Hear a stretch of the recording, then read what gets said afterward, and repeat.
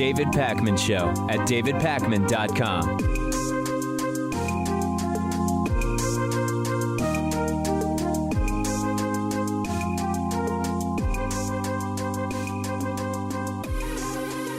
All right, I want to just do this right at the top of the show today and get it out of the way. I don't want it to turn into a big controversy, and I just want to be ideologically and morally consistent here. Bernie Sanders previously said he would release all of his medical records, his full medical records, and now he's saying that he's not going to, and I believe that he should do it. I believe it shouldn't be any huge thing that divides the left or is a reason not to vote for Bernie or anything like that.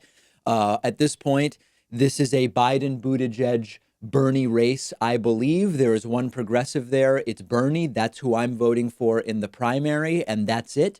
But Bernie Sanders has criticized Donald Trump for saying he'd release his taxes and never doing it. Bernie promised to release his full medical records before the first votes were cast. The first votes were cast last Monday in Iowa. More votes are coming tonight in New Hampshire. There are a ton of people making this about things that it's not, a way to attack Bernie or about double standards or whatever. I don't care about any of that stuff. I'm voting for Bernie in the primary, but he promised he would release his full medical records. No one made him promise that. He chose to do that, to make that promise. He said in November that releasing his health records, quote, it's the right thing to do. The American people have a right to know whether the person they're going to be voting for president is healthy. He's said it a number of times during interviews. Here is one. Of course, the people do have a right to know about the health of a senator and somebody's running for president of the United States. Full disclosure. And we will make, at the appropriate time, all of our medical records public. For you or for anybody else who wants to see them. Yeah. He was asked on Meet the Press this weekend if he would do it, and now he says he would not, that he's released enough and that he's healthy. The first votes have already been cast. You did not release your medical records. You released a few letters. Nobody interviewed your doctors. You did have a heart attack, apparently. Shouldn't voters see your medical records before Super Tuesday? We have released as much documentation, I think, as any other candidate. But no other candidates had a heart attack. Well, look, no other candidate is doing 4 to 5 events a day running all over this country. No, you've proven, I mean, there's no doubt, you've proven your mettle here. But voters, you heard voters have been concerned about your age. You can start releasing medical records, it never ends. We have released a substantive part of all of our medical records. We have doctors cardiologists who are confirming that I am in good health. I am in good health. What changes did the doctors ask you to make that you've made? I'm trying to walk a little bit more, but the schedule doesn't allow me. They didn't say they did. So I'm not making this anything more than what it is. When I tweeted I tweeted yesterday asking, since Bernie promised it, do you think he should do it? And I got some messages from people saying this is a really cheap way of smearing Bernie because you don't like him or whatever. I'm voting for him in the primary, okay? I see people saying on Twitter to me, Trump never released his taxes, so why does Bernie have to release his medical records? Well, he doesn't have to. But saying that the standard is now what Donald Trump does is silly when we're arguing that we're better than Donald Trump. Bernie said he would do it, and he should, plain and simple. Now, there's another angle. The other angle is, well, other candidates released letters from their doctors, and Bernie released letters from his doctors, and that's it.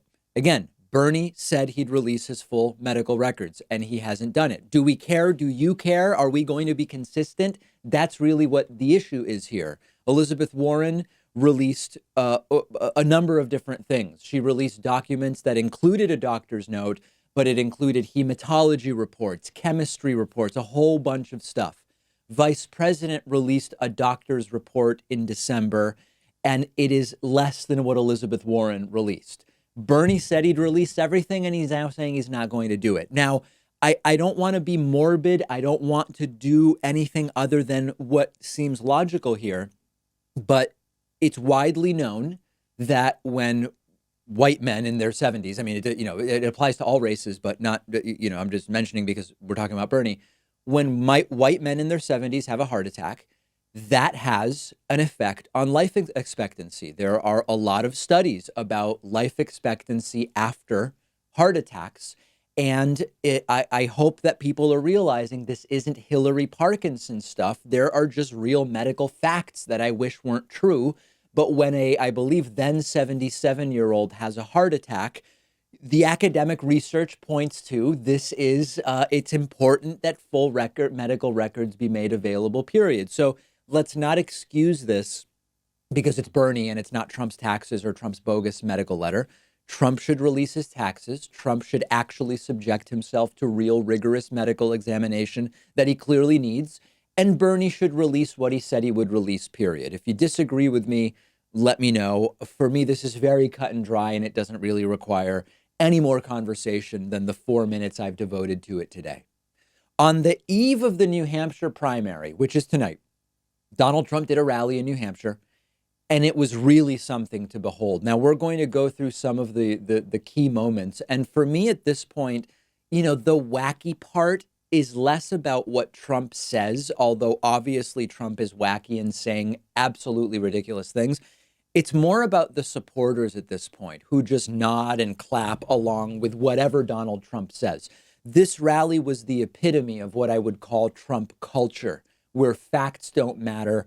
Riling up a crowd with red meat that is completely dishonest, if not factually false, is all that matters. Now, to start with, as many of you know, Donald Trump has a very weird history about talking about how he finds his daughter Ivanka very attractive. He's even said things before like, if she weren't my daughter type of stuff. And we've covered that widely before. And once again, Donald Trump talking about the beauty of his daughter. And he seems to recognize here, because he says, I'm not supposed to say that. He seems to recognize that this is something that is a little weird to be saying. Again, yesterday talking about Ivanka, and now clearly referencing the fact that he said weird things about her in the past. Take a look. Also a woman that not too many people know. Very powerful, very smart, very beautiful, even though I'm not allowed to say that because she's my daughter, Ivanka. Trump then went, as weird as that was, into his normal attacks on the media, claiming that they never show the crowd at his rallies. They only show his face. What's hilarious is as he started to say that, they were showing the crowd and they continued to show the crowd during this portion of the speech. News, these guys will never report that. They'll never report it.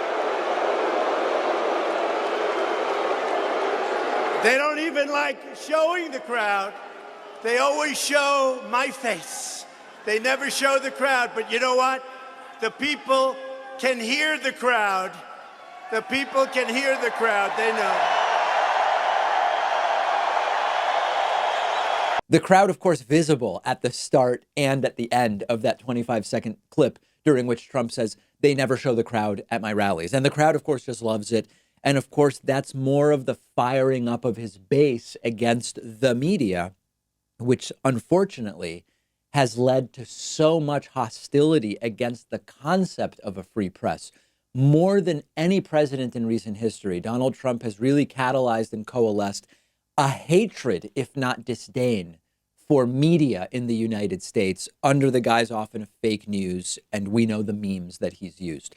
Trump then goes on to talk about how undocumented immigrants have no addresses, which is, of course, a strange thing to say, but more importantly, he seems confused between undocumented immigrants and homeless people.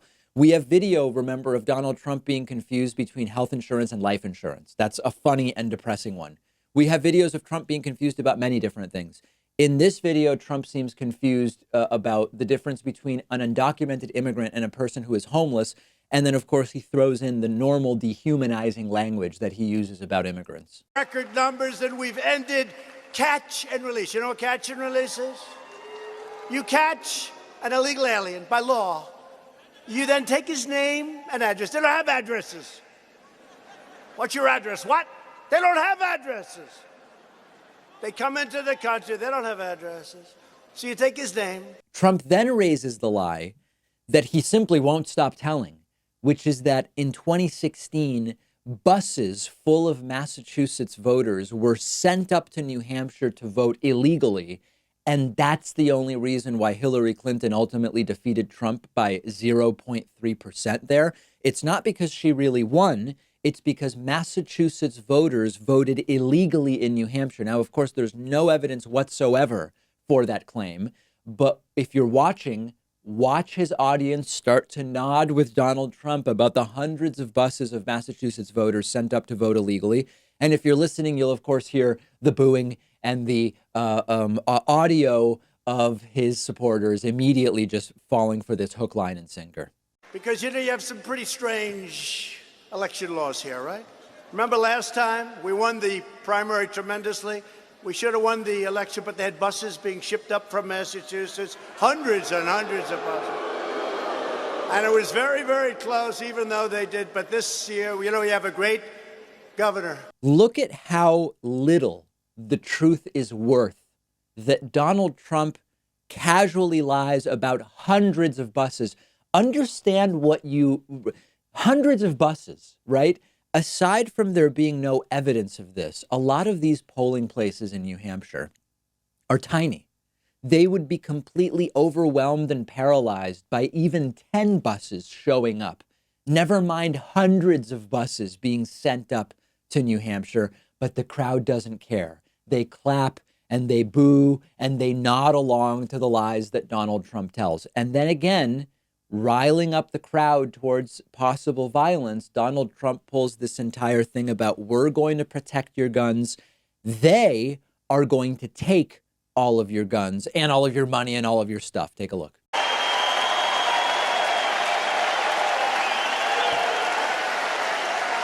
We're going to protect your Second Amendments. By the way, they're going to take away everything. They're going to take away your wealth. They're going to take away your guns. They're going to take away everything. The cult of Trumpism, it's very dangerous. We wonder, how do people believe this stuff? A guy himself potentially not mentally well so easily is able to get a stadium full of people to believe what he says, or even if they doubt it, to rationalize him saying it. And this is how cults work, truly. I mean, more and more, when you look, there are more and more cult experts that are looking at the cult of Trumpism. And it is reminiscent in so many ways of the cult leader who says April 21st will be the rapture. We will either be struck down here on earth or ascend to a life in eternity in heaven or whatever. And then April 21st comes and goes and they rationalize it away. With Trump, it's either, well, the Democrats ruined it or the fake news media ruined it, or Trump was using it as a metaphor. He didn't literally mean, or whatever the case may be. It is scary stuff, and this is why I am afraid of violence. I'm sort of afraid of violence no matter what happens in November of 2020. But of course, if Donald Trump ultimately loses and claims that it was rigged, I am very worried about the real world violence that these folks are potentially going to do. Let me know your thought on that. I'm on Twitter @DPakman. We'll take a quick break and be back after this. The David Pakman Show at davidpakman.com.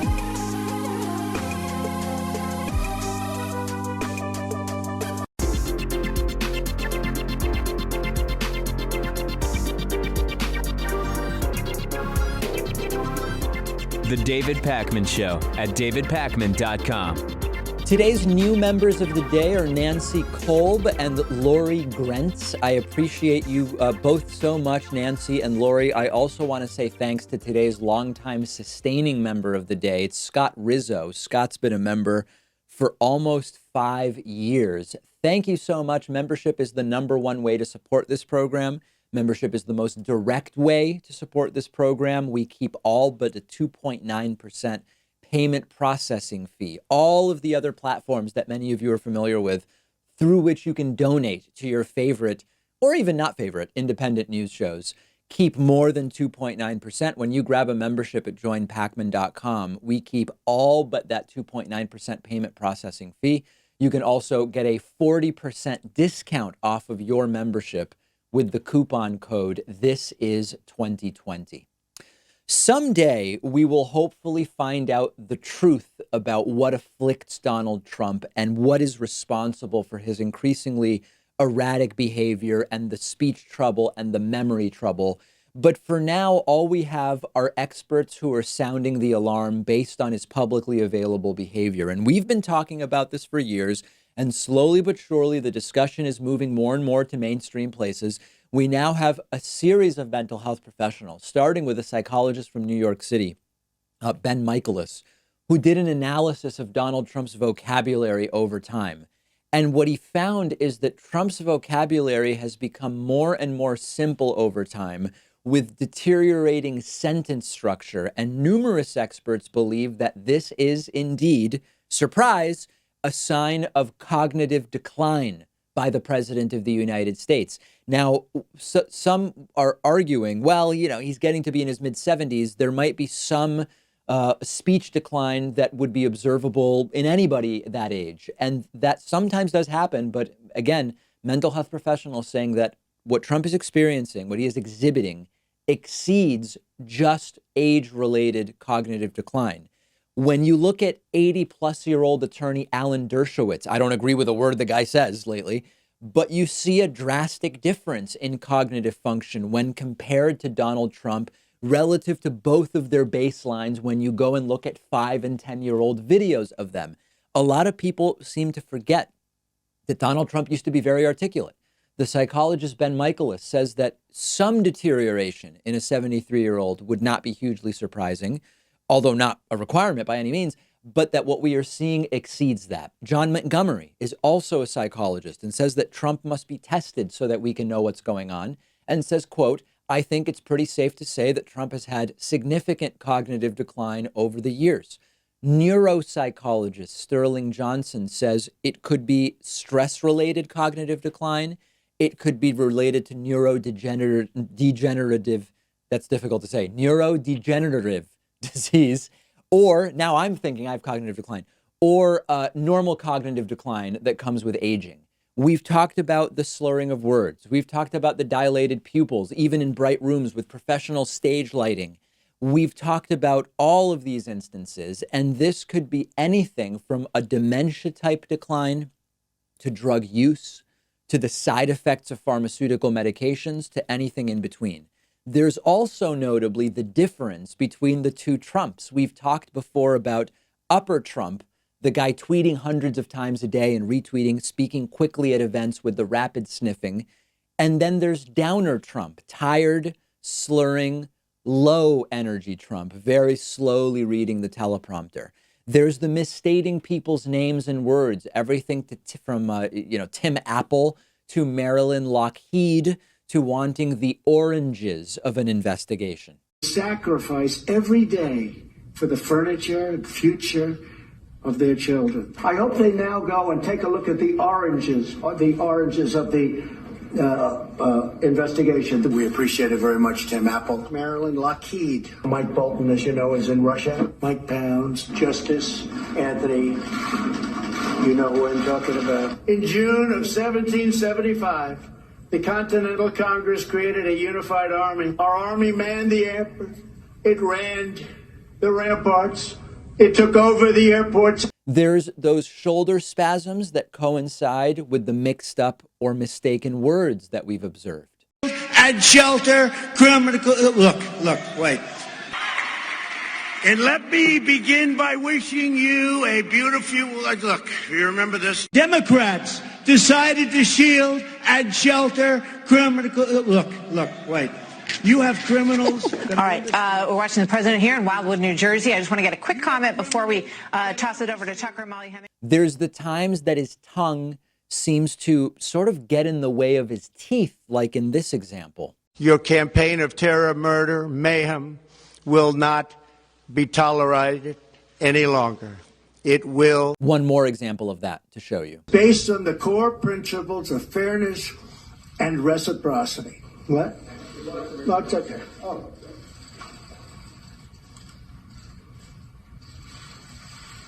They can name it whatever they can name it, peaches. And God bless the United States.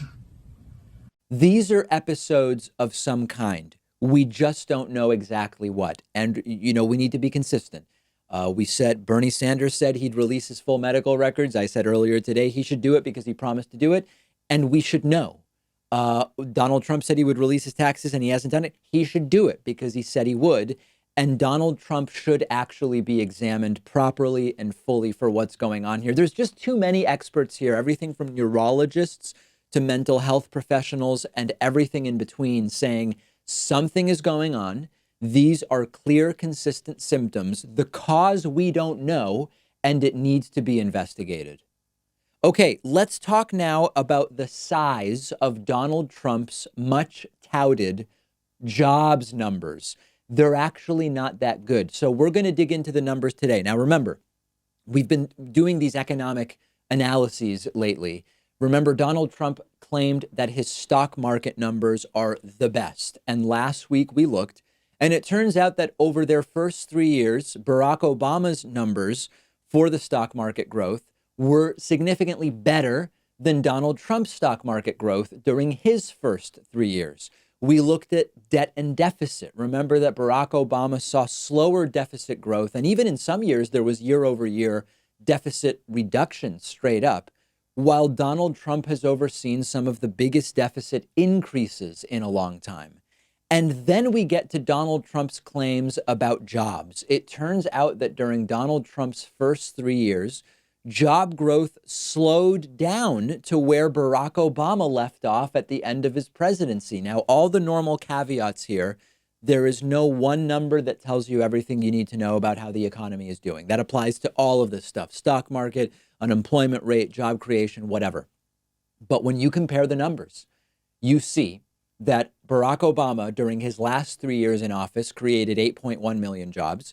And Donald Trump, during the 3 years that followed, created 6.6 million jobs. This is a greater than 18% reduction in job growth under Donald Trump, per the numbers from the Bureau of Labor Statistics. To put it a different way, if we want to think about it monthly, under the Trump economy, we are gaining 182,000 jobs per month on average. And during Barack Obama's last 3 years, where he handed the economy over to Donald Trump, the economy gained 224,000, 224 under Obama, 182 under Trump. Now, there are two things to understand here. One of those is estimates versus revisions. The first Friday of each month, unless it's the first of the month, in which case it might be the second Friday, we get job creation estimates from the previous month, and those make headlines. But later, those numbers are fine-tuned or adjusted, and they are finalized. We get the final actual numbers. And under Donald Trump, often the estimates are higher than the actual numbers we eventually get. Now, if you present these numbers to Trump or to his acolytes, they'll say, well, Trump's creating higher quality jobs, or wages are higher or up under Donald Trump's job creation, or whatever. Those are different arguments, and we can research those numbers if those are the goalposts that they want to move to.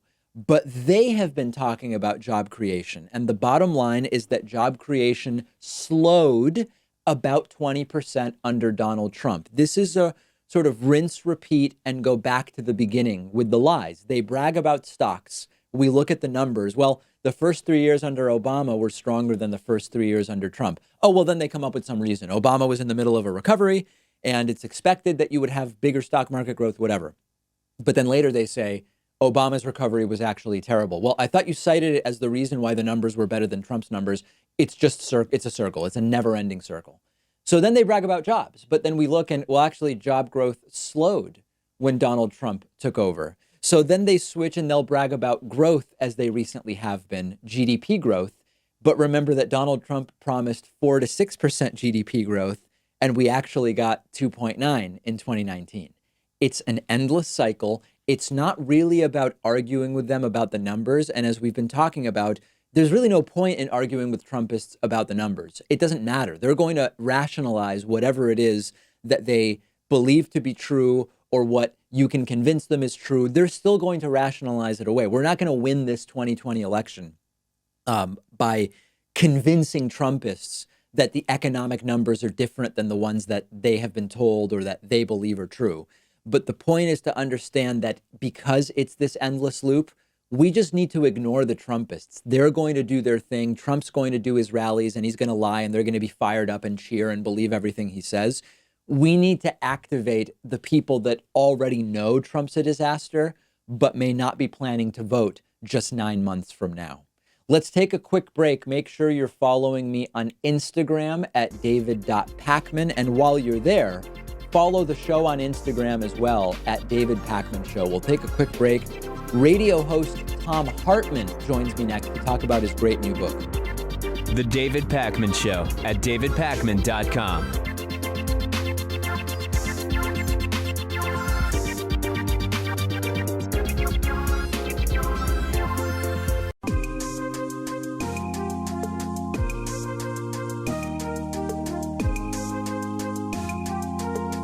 Welcome back to the David Pakman Show. It's great to welcome Tom Hartman back to the program today. Tom is, of course, host of the Tom Hartman Program and author of the new book, The Hidden History of the War on Voting: Who Stole Your Vote and How to Get It Back.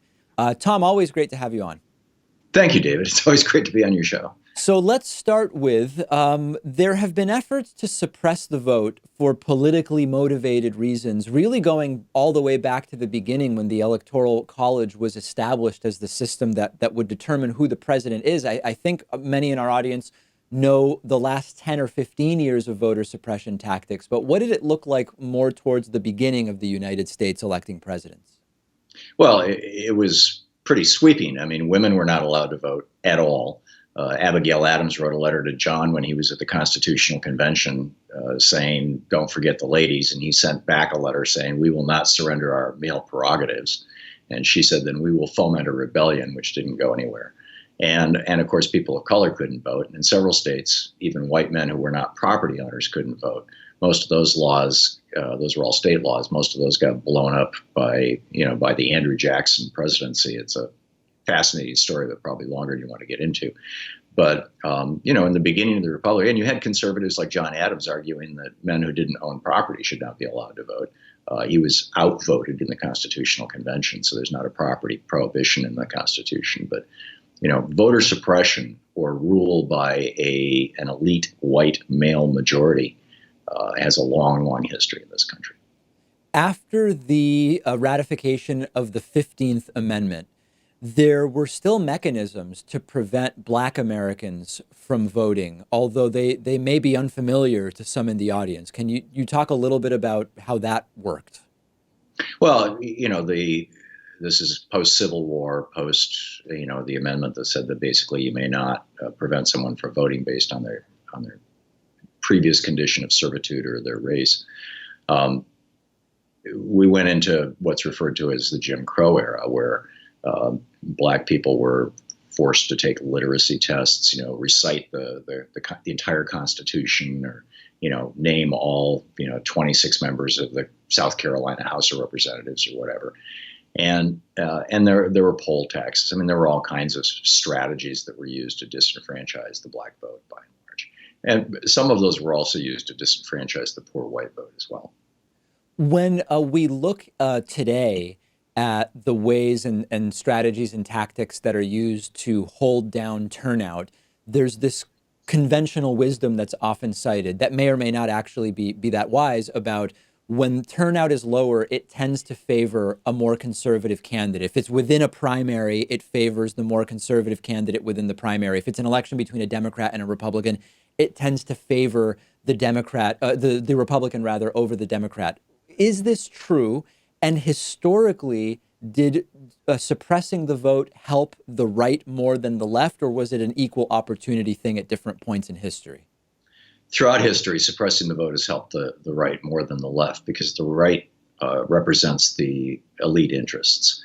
And the simple fact of the matter is, if voting requires you to leave work for a half a day and go someplace and do something and jump through a bunch of hoops and particularly prove your identity and things like that, then people who are wealthier, who tend to have salaried jobs rather than hourly jobs, people who live in areas where there's an abundance of access to polling places, typically white suburbs, find it very easy to vote. It's not all that inconvenient.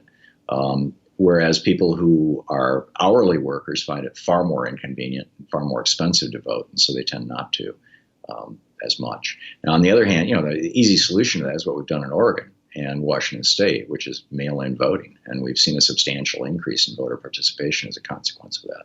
Yeah, of the sort of status quo legacy elements of the voting system that exist today. So the Electoral College, of course, is one of them, but also voting hours, voting happening on a Tuesday, it not being a day that a lot of people have off, the limits on voting by mail and online voting, which some other countries have already put in place. Is there one factor whose change would most greatly enfranchise some significant number of people?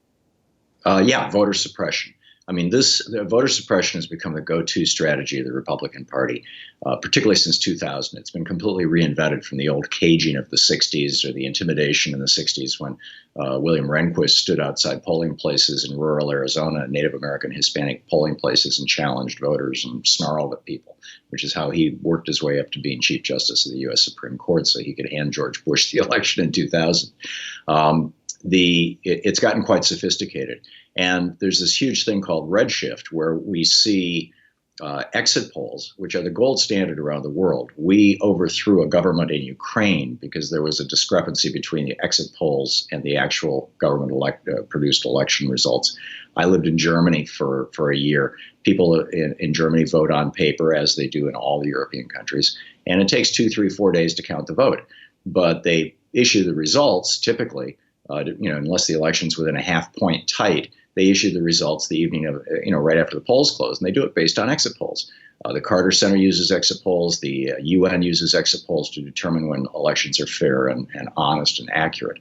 And in 2000, the exit polls showed that clearly that Al Gore won Florida, not just won Florida, but won Florida by tens of thousands of votes. But the actual vote count shifted toward the red, toward the Republican Party, and gave the election to George W. Bush. This, it turns out, was because Jeb Bush, George's brother, had acquired a felon list from the state where George was the governor, from George, basically, from Texas, and compared that felon list with the voter list in Florida.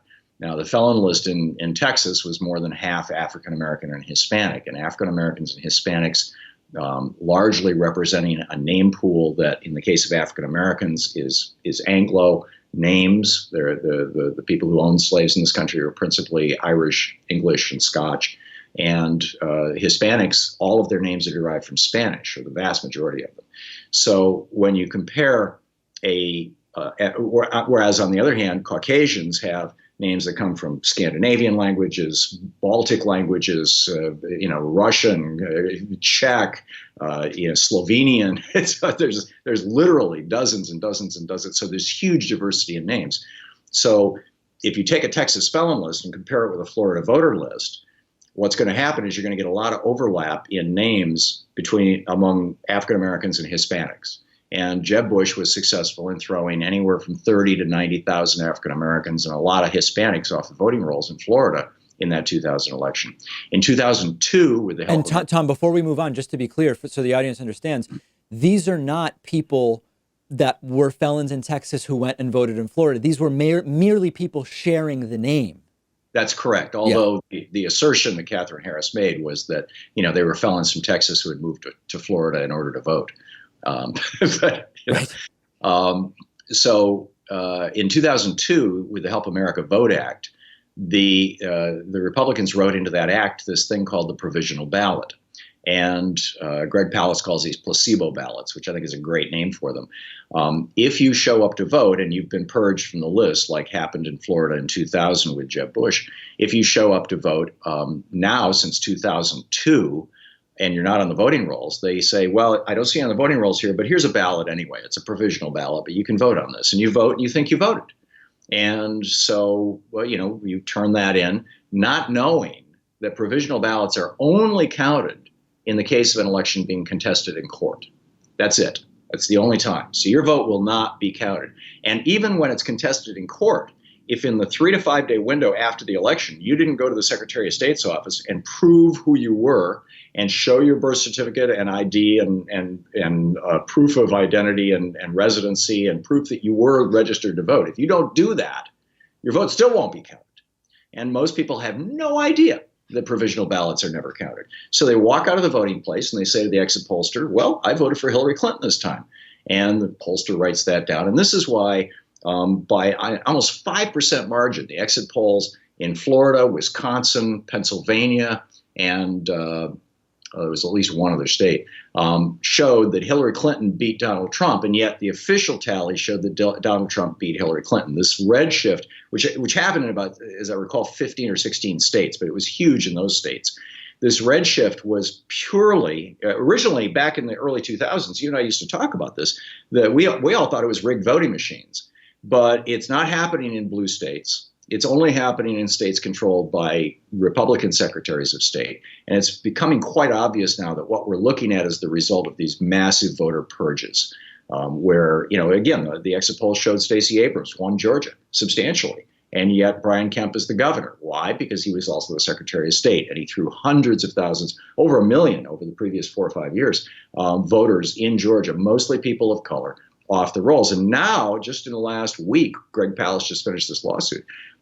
Brian Kemp in Georgia provided his Georgia voter list to the governor of Michigan back in the day, when it was Rick Snyder. This is a couple of years ago.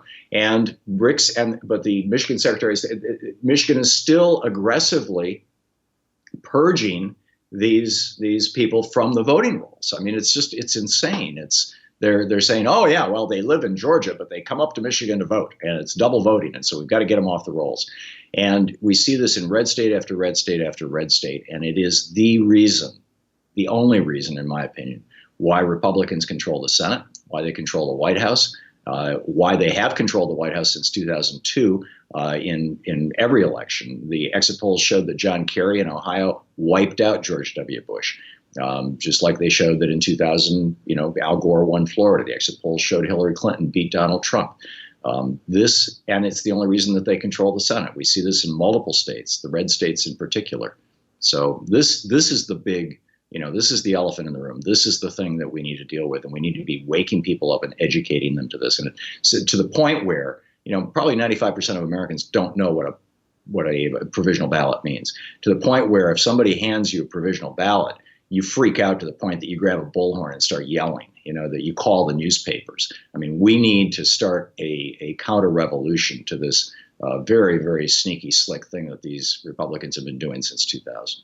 So this is kind of a good entry point to the last thing I wanted to touch on in the limited time we have left, which is whether Wisconsin goes to Hillary or Trump becomes, at least under 2016's numbers, irrelevant if we have a national popular vote rather than the Electoral College. So my question is, how important do you see that activism about trying to get a national popular vote? Is it a futile effort? Because we know that outside of something like the National Popular Vote Interstate Compact, that actually changing the way that elections work at the constitutional level would be very difficult, particularly when the Republican Party has won several presidential elections because we go by the Electoral College rather than the popular vote. Is that where our activism should be, or is it not a good use of activism capital, so to speak? In addition to fighting provisional ballots or even eliminating the whole concept, which is simply at law, it's part of the Help America Vote Act of 2002. And this gets fixed, by the way, by H.R. 1 to a large extent. But outside of that, yes. And nationalpopularvote.com is where you can find all the information on this compact. And so far, you've got states representing 170 electoral votes who have signed on to this. It takes 280, 290? 270, thank you.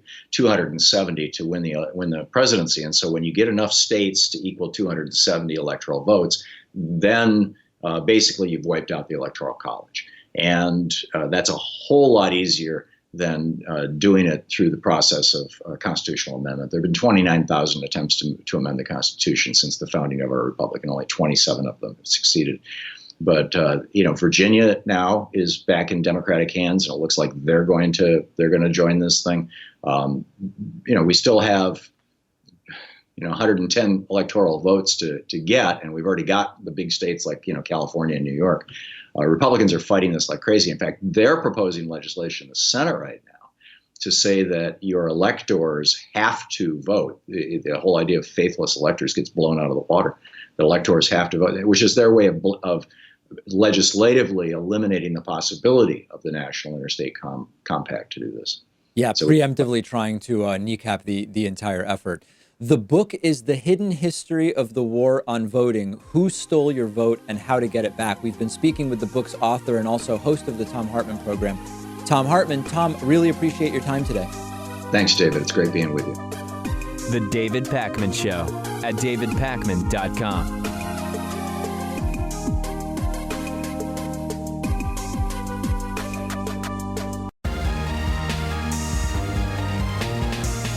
The David Pakman Show at davidpakman.com.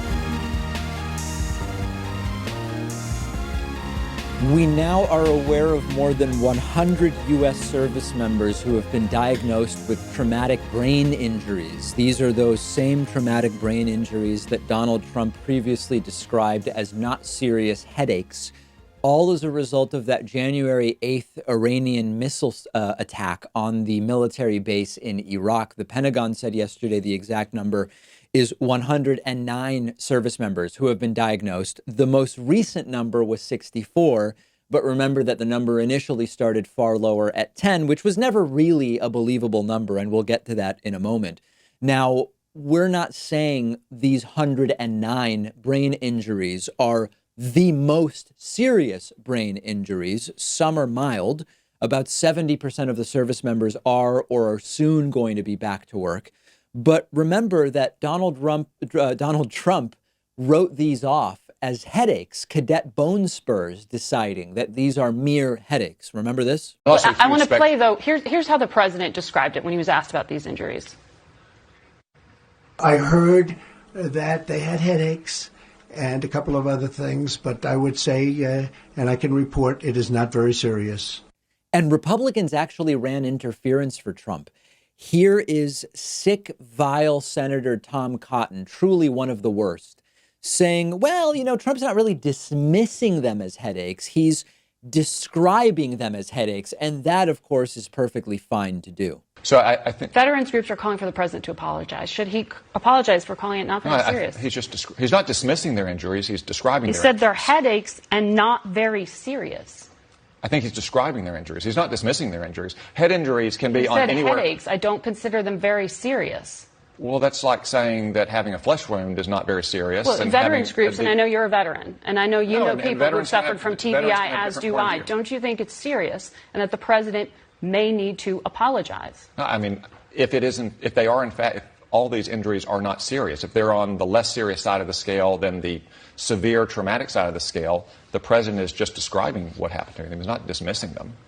Nice people, right? So when we talk about a brain injury, TBI, traumatic brain injury, it can vary in severity, but it's not a headache. That we know for sure. Sometimes they happen in sports. We know football, this is a big issue. Hockey, it can be a big issue. There's even questions about younger kids using their head to hit a soccer ball, potentially causing a sort of a similar dynamic. It can happen in a car accident when a passenger's head hits the windshield of the vehicle, and they happen to people in the military. The most notable thing here is that from day one, we knew that they weren't giving us the real number. They said, well, it's 10 or 11. And that number was clearly BS. And the phrasing of how they gave us that first number suggested that it was not 10 or 11. We knew it couldn't be the right number. And then it became something like maybe 35. And then we had the number 64. And now the number is 109 because they are lying. They are lying all the time about everything, period. And by the way, we hear about service member injuries because we're hearing about it from the U.S. Pentagon, and the number is now 109. Obviously, there were also non-American, non-service members injured, and we simply haven't heard about that. Civilians and others concussed by the missiles that resulted from Donald Trump's assassination of Qasem Soleimani. There were known to be hundreds of people in the area, if not more. They weren't all service members, and we may never even know the full number as it applies here. My question to you is, do you think that the average Trumpist who believes the lies they are told by this administration ever gets like a shot of shame or a shot of humiliation or a tinge of embarrassment from realizing that they've been duped, that they've been had, that they've been bamboozled on everything, right? And now we're talking about brain injuries and Trump dismissing them as headaches, but it could be about the wall. It could be about taxes. It could be about trade. It could be about growth. It could be about whatever. Do they ever feel that tinge of something, or will they never get it? And there's something, I alluded to this earlier, and I think it bears repeating here. There's something in here that is similar between Trump's lies to the people who get tricked into following a cult leader who says, again, the world's ending on April 21st, or there will come a day where we all need to drink poisoned Kool-Aid, or whatever the case may be.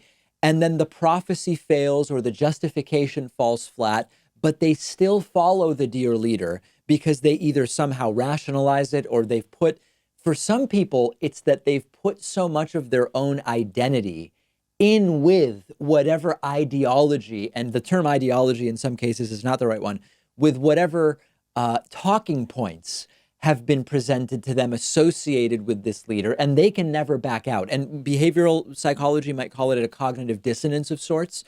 In the cult world, they might call it brainwashing. There are different words that would apply depending on how you see this, but increasingly the cult analysis, including, we had a guest on, Stephen Hassan, who has been studying this quite a bit. Increasingly, the cult analysis is the most appropriate one for talking about what it is that is going on with the average Trumpist. Tell me what you think. Is it more cultish? Is it more cognitive dissonance? Is it out of ignorance? Is it something else altogether? I want to hear from you, maybe via Twitter at @DPakman. Every once in a while, we do this where I tell you some of the strange things that happen behind the scenes here at the David Pakman Show. And one of the things that we sometimes do, it's half funny, but I hesitate to just call it funny because it's also kind of concerning and sad, is when people cancel subscriptions for what seem like odd reasons. And this is my opinion. Maybe these are not odd reasons to cancel a subscription. And sadly, as the show audience has grown dramatically over the last year, the sort of unusual reasons for canceling have also grown dramatically. And I want to give you a couple of examples today. Last week, as you might recall, I said Iowa can't keep going first in the Democratic primary. It just can't happen. And I laid out the first primary shouldn't be a caucus. The caucus system maybe should be abandoned altogether.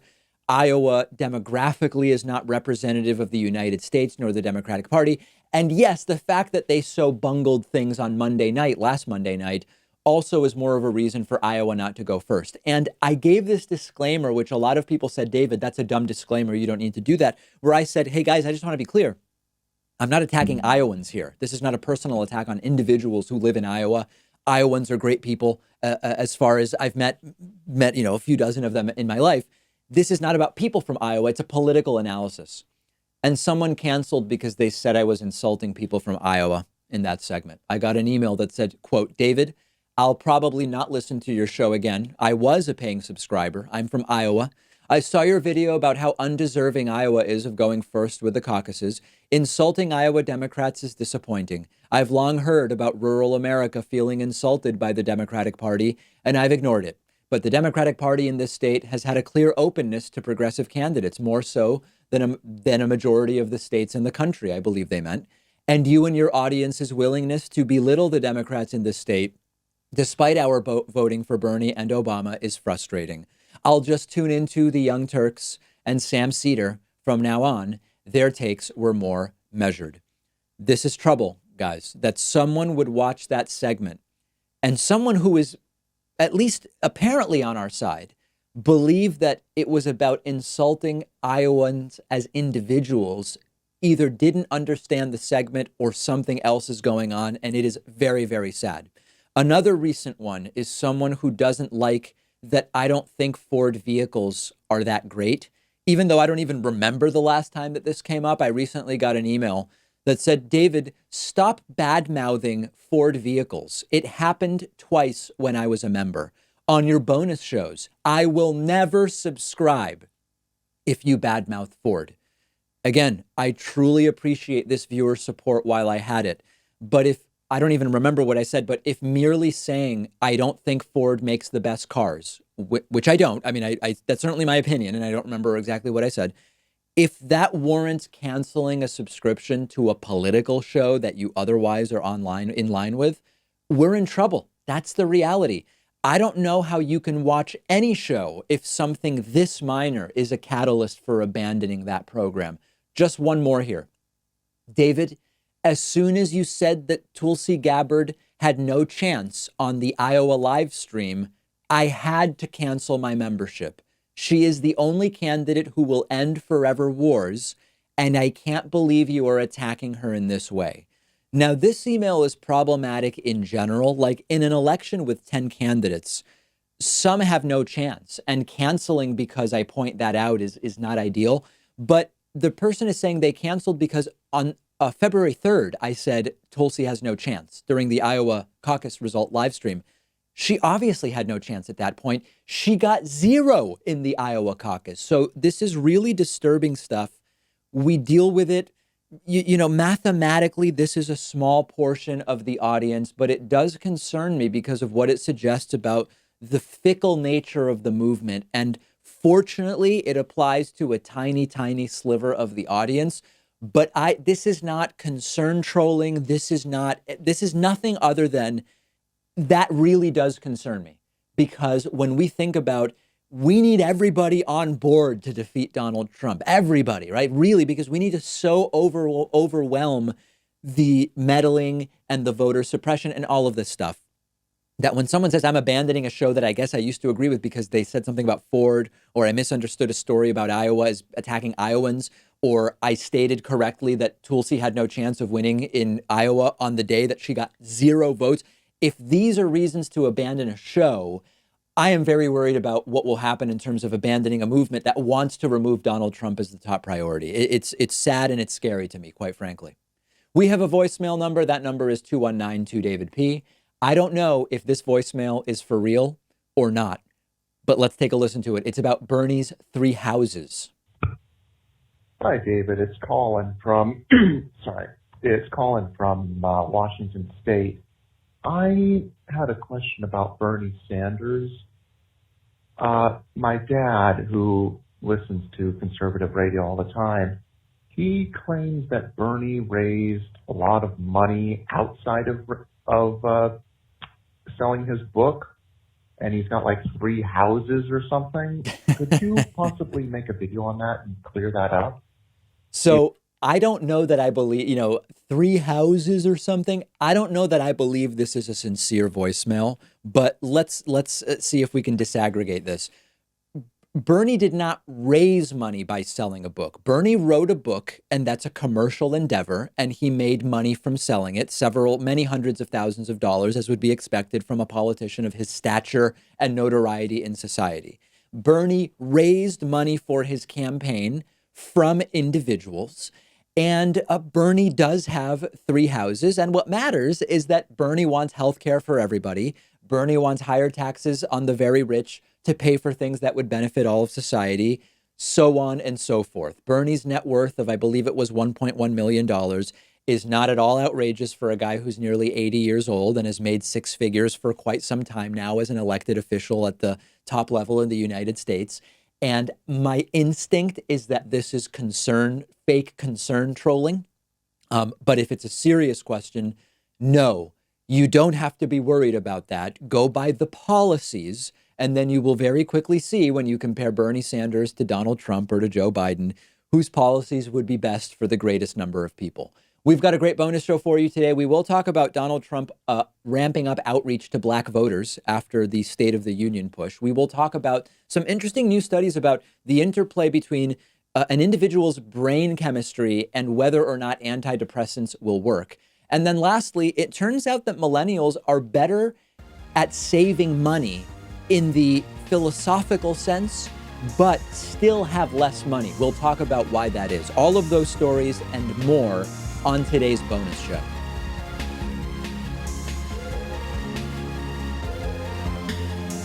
The David Pakman Show at davidpakman.com.